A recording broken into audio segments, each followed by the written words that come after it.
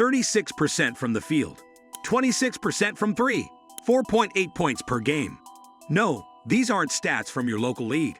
These are Bronny James's numbers at USC.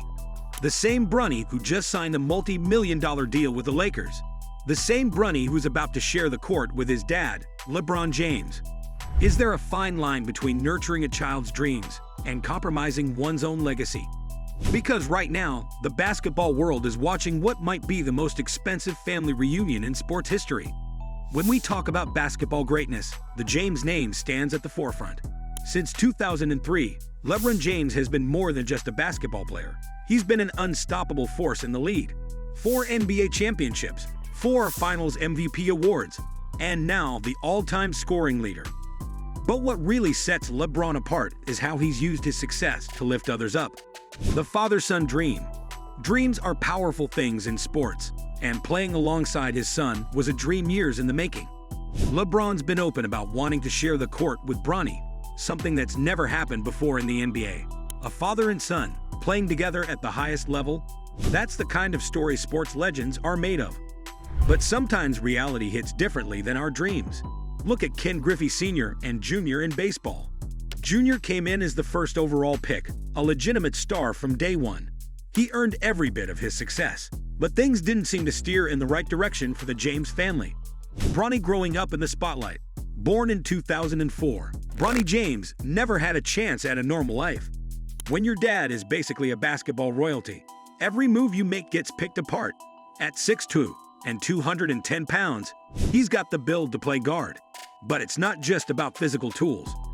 It's about living up to a legacy that would be heavy for any shoulder to carry.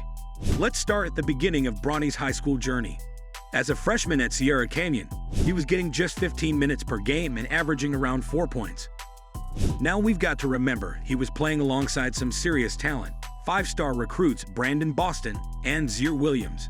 His sophomore year hit a rough patch when he tore his meniscus in practice, and with the pandemic, he didn't get to play any official games. But senior year, that's when things started clicking.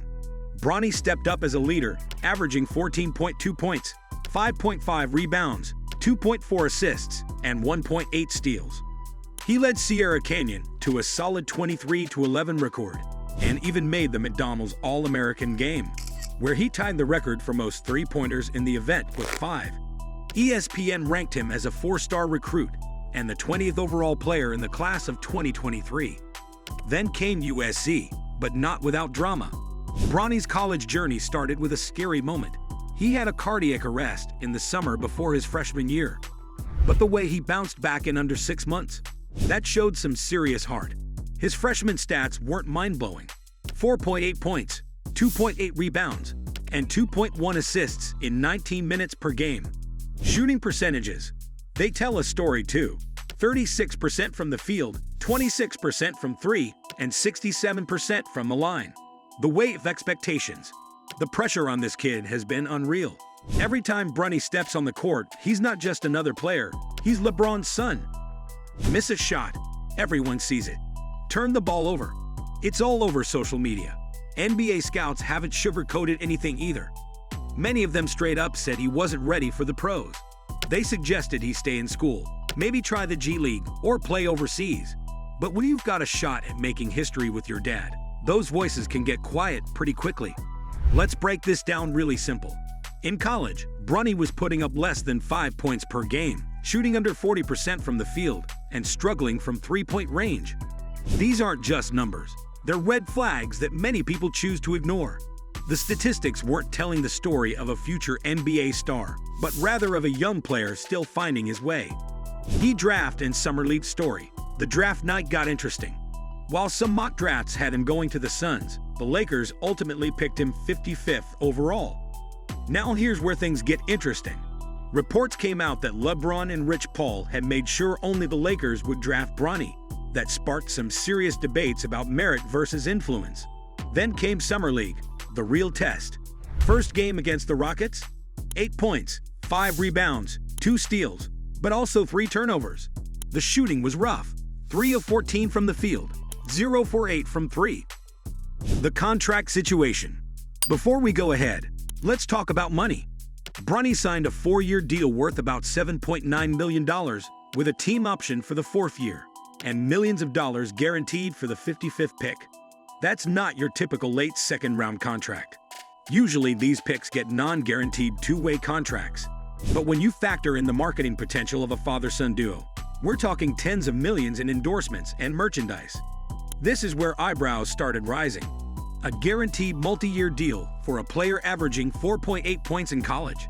Veterans around the league started questioning what was really going on. Was this about basketball talent, or was it about something else entirely? Jason Whitlock from Blaze TV really stirred things up when he compared Bronny's NBA appearances to make-a-wish moments. He called it make-a-swish, comparing it to those spring football games where they let make-a-wish kids score touchdowns. But Whitlock wasn't just talking about Bronny. He was making a bigger point about how he thinks the NBA's getting soft, caring more about social media moments than real competition. The reality check. Now let's talk about what's real. At his absolute best, Bronny could develop into something like a Derek White or Drew Holiday-type player. More realistically, think Devin Mitchell, D'Anthony Melton, or Miles McBride. These aren't all stars, but they're solid NBA players. If he can consistently knock down threes and play strong on-ball defense, there's definitely a role for him in the league. Want some perspective? Since 2000, the 55th pick has produced a few decent players like Luis Scola, Patty Mills, and E'Twaun Moore, but most haven't had significant NBA careers. When you look at it that way, Bronny isn't some huge outlier. He was a top 20 prospect who played at a Power 5 school and overcame a major health scare. Bottom line, looking forward, most people expect Bronny to start on the bench, maybe get some garbage time minutes before heading to the G League for development. And you know what? That might be exactly what he needs. A chance to get away from all this attention and prove himself on his own terms. LeBron's legacy. That's set in stone. The championships, the records, nobody can take that away. While Bronny's story? One wonders what heights Bronny might have reached had he not been handed opportunities on a silver platter by LeBron. Could he have surpassed his father's early success? After all, this wasn't meant to be about controversy. It was supposed to be about a father achieving something special with his son. Something that's never been done before in NBA history. And with that, we've reached the end of today's video.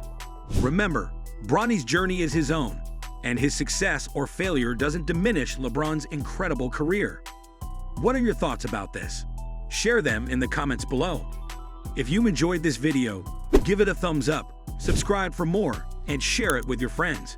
Don't forget to hit that bell icon for future updates. We'll see you next time. Stay tuned and take care.